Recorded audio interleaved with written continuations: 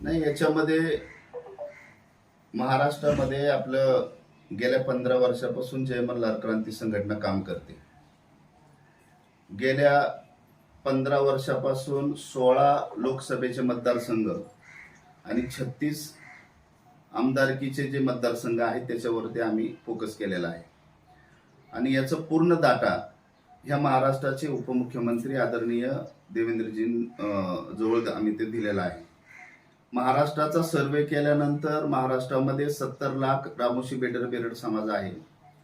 ह्या समाजाला अनेक बहुजन समाज जे आहेत, मग धनगर समाज असन, मातंग समाज असन, भिल्ल समाज असन, पारधी समाज असन, अनेक समाजाचे लोक ह्या संघटनेमध्ये पदाधिकारी आहेत.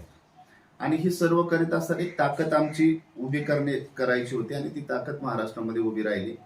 आणि ती आम्ही दाखवून दिल्यानंतर आम्हाला आज घटक पक्षामध्ये घ्यायची म्हणून मीटिंग लागली आणि त्या ठिकाणी महाराष्ट्राचे मुख्यमंत्री शिंदे साहेब, उपमुख्यमंत्री आदरणीय देवेंद्रजी, दुसरे उपमुख्यमंत्री अजितदादा पवार हे सर्व बसून आपल्याला घटक पक्षामध्ये आम्ही घेत आहे.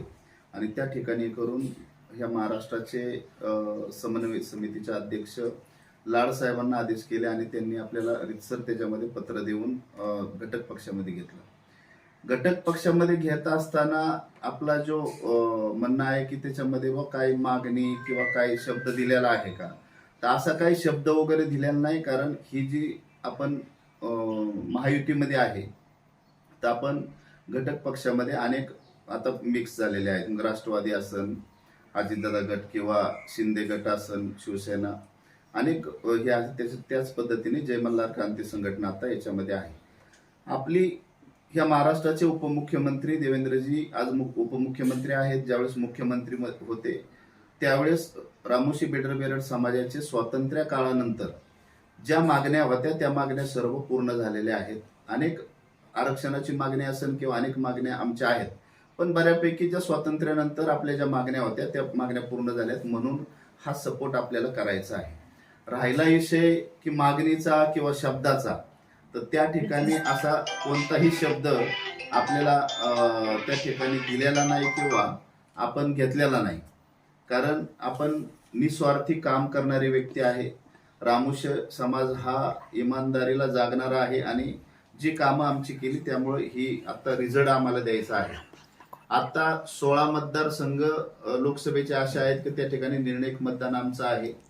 त्या ठिकाणी आम्हाला खात्री आहे की जे 16 मतदारसंघ आम्हाला दिलेले आहेत त्या 16चे 16 मतदारसंघामध्ये आमच्या मीटिंग चालू आहेत. काही ठिकाणी आता मोठ्या सभा 8-8, 10-10 हजार लोकांच्या सभा त्या ठिकाणी आमच्या या निर्णायक मतदानावरती या ठिकाणी बऱ्यापैकी 16चे 16 उमेदवार जे होतील असं या ठिकाणी आपल्याला दाचा. तर तो शब्द आदरणीय देवेंद्रजी ह्या महाराष्ट्रामधले किंग मेकर आहेत, राजकारणातले चाणक्य आहेत.